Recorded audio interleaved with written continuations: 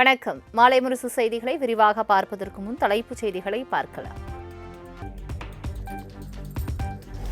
இந்திய பொருட்கள் மீதான அமெரிக்க வரி விதிப்பினால் ஏற்பட்டுள்ள பாதிப்புகளை இருதரப்பு ஒப்பந்தம் மூலம் களைந்திட வேண்டும். பிரதமர் நரேந்திர மோடிக்கு முதலமைச்சர் மு.க. ஸ்டாலின் கடிதம்.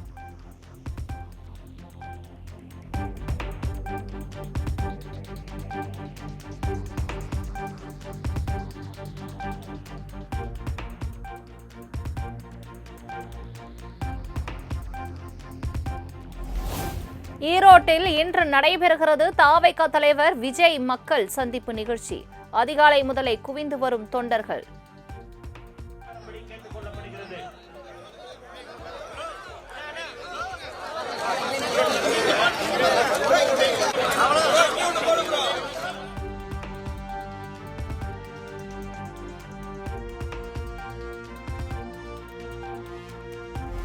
ஈரோட்டில் இன்று நடைபெறும் மக்கள் சந்திப்பு நிகழ்ச்சியில் என்ன பேச போகிறார் விஜய்? உற்று நோக்கும் அரசியல் கட்சி தலைவர்கள்.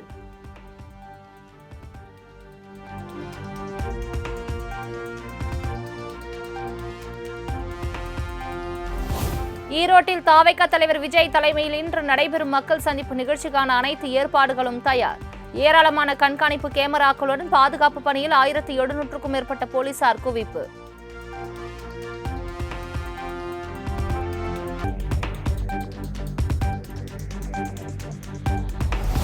ஈரோட்டில் இன்று நடைபெறும் தாவேகா தலைவர் விஜய் மக்கள் சந்திப்பு கூட்டத்தில் யார் வேண்டுமானாலும் பங்கேற்கலாம்.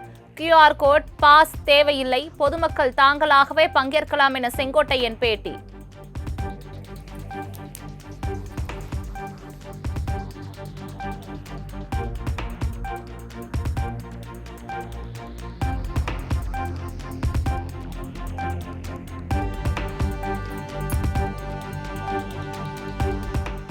ஓமன் துணை பிரதமர் சையத் ஷிஹாப் பின் தாரிக் அல் சையதுடன் பிரதமர் மோடி சந்திப்பு. பல்வேறு விவகாரங்கள் குறித்து இருவரும் விவாதித்ததாக தகவல்.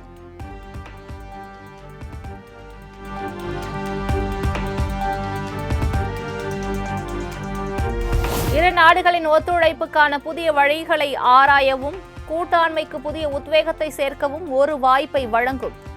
தனது ஓமன் பயணம் குறித்து பிரதமர் மோடி எக்ஸ் தளத்தில் பதிவு.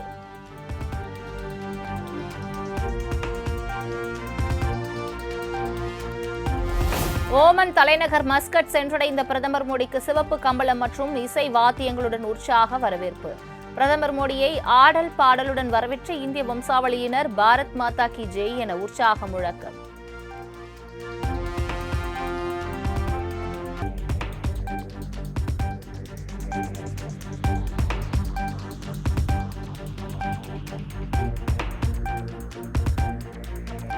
காப்பீட்டுத் துறையில் செயல்படும் நிறுவனங்களில் 100% அந்நிய முதலீட்டை அனுமதிக்க வகை செய்யும் மசோதா. எதிர்க்கட்சி உறுப்பினர்களின் கடும் அமளிக்கிடையே மாநிலங்களவையில் நிறைவேற்றும்.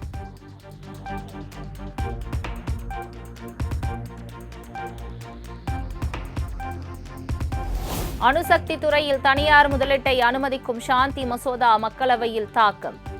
காங்கிரஸ் உள்ளிட்ட எதிர்க்கட்சிகள் வெளிநடப்பு செய்த நிலையில் குரல் வாக்கெடுப்பு மூலம் மசோதா நிறைவேற்றும்.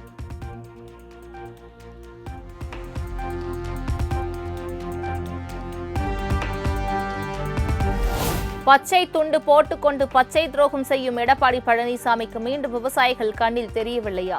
கிராமப்புற ஏழை மக்களின் வயிற்றிலேயே அடிக்கும் 100 நாள் வேலை திட்டம் குறித்து அதிமுகவின் நிலைப்பாடு என்ன எனவும் முதலமைச்சர் மு.க. ஸ்டாலின் கேள்வி.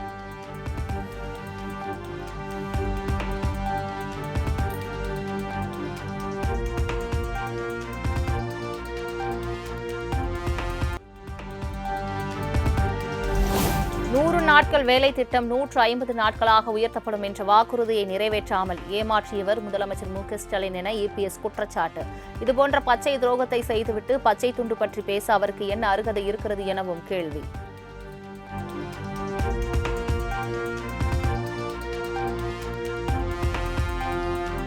இருமொழி கொள்கையில் திமுக இரட்டை வேடம் போடுகிறது என எதிர்க்கட்சித் தலைவர் EPS காட்டும். நவோதயா பள்ளி வழக்கில் தமிழகத்தின் வாதங்களை அரசு சரியாக எடுத்து வைக்கவில்லை எனவும் குற்றச்சாட்டு.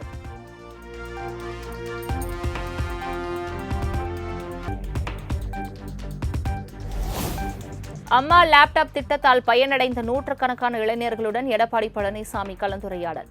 அதிமுக கொடுத்த அழுத்தத்தால் திமுக அரசு மடிக்கணினி கொடுப்பதாக அறிவித்திருப்பதாக விமர்சனம்.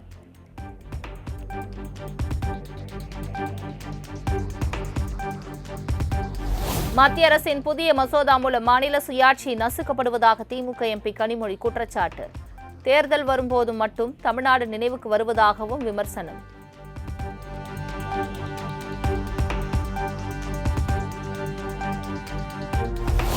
மத்திய அரசின் மசோதாவால் பெண்கள், மாற்றுத்திறனாளிகள் என அனைத்து தரப்பினருக்கும் கடும் பாதிப்பு. தமிழ்நாட்டை வஞ்சிக்கவே 100 நாள் திட்ட மசோதா கொண்டுவரப்பட்டுள்ளதாகவும் கனிமொழி காட்டும்.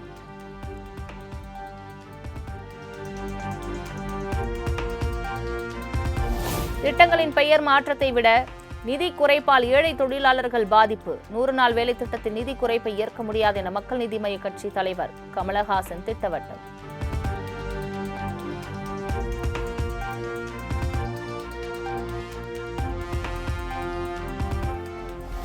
நூறு நாள் வேலை திட்ட பெயரை மாற்றும் மத்திய அரசை கண்டித்து வரும் 23ஆம் தேதி ஆர்ப்பாட்டம். திமுக மற்றும் அதன் கூட்டணி கட்சிகள் அறிவிப்பு.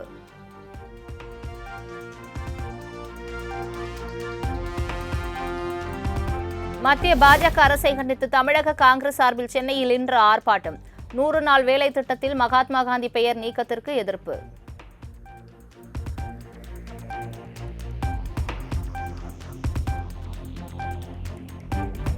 திருப்பரங்குன்றத்தில் தீபமேற்ற எதிர்ப்பது முதலமைச்சர் மு க ஸ்டாலின் மட்டும்தான் என நயினார் நாகேந்திரன் குற்றச்சாட்டு.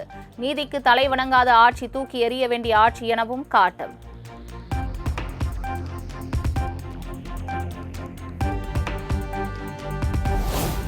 திமுக அமைச்சர்கள் ஊழலில் திளைத்துள்ளதாக பாஜக மாநில தலைவர் நயினார் நாகேந்திரன் விமர்சனம். அமலாக்கத்துறை நடவடிக்கைக்கு ஆளான 17 பேர் எப்போது வேண்டுமானாலும் கைது செய்யப்படலாம் என்றும் பேச்சு.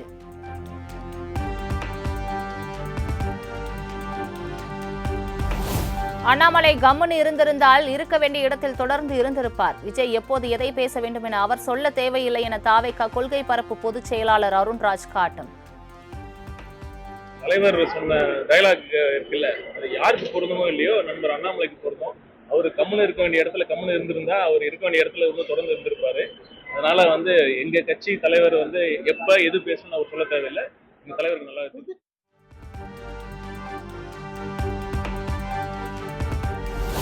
சினிமா நடிகருக்காக அரசு பதவியை ராஜினாமா செய்து ஜால்ரா அடிப்பவன் நான் அல்ல. ஜால்ரா அடித்து பதவியில் இருக்க வேண்டிய அவசியமும் இல்லை. கமன் இருந்திருந்தால் பதவியை தக்க வைத்திருக்கலாம் என்ற தாவேகா கொள்கை பரப்பு பொதுச் செயலாளர் அருண்ராஜ் கருத்துக்கு அண்ணாமலை பதிலடி. ஆனால் இந்த அண்ணாமலைங்கிற நாயினுடைய வாழை நிமிர்த்த முடியாது. நான் இந்த வாள் அப்படித்தான் இருக்கும். ஏன்னா அது உண்மையை பேசுகிற நாய். இது ஜால்ரா அடிக்கிற நாய் கிடையாது. இன்றைக்கி ஒரு கட்சியில் சேர்ந்ததுக்காக ஒரு சினிமா நடிகருக்கு ஜால்ரா அடிக்கிற நாய் இல்லை. இந்த நாயோடைய வாள் கொஞ்சம் வளைஞ்சு தான் இருக்கும். இந்த நாய் அப்படித்தான் பேசும். அதை இந்த நாய் ரொம்ப பெருமையாக பேசும். அதுக்காக என்ன வந்தாலும் இந்த நாய் அதை ஏற்றுக்கொள்ளும். அப்படித்தான். ஏன்னா இது நன்றியுள்ள விசுவாசமான நாய் மோடிக்காக, நாட்டு மக்களுக்காக.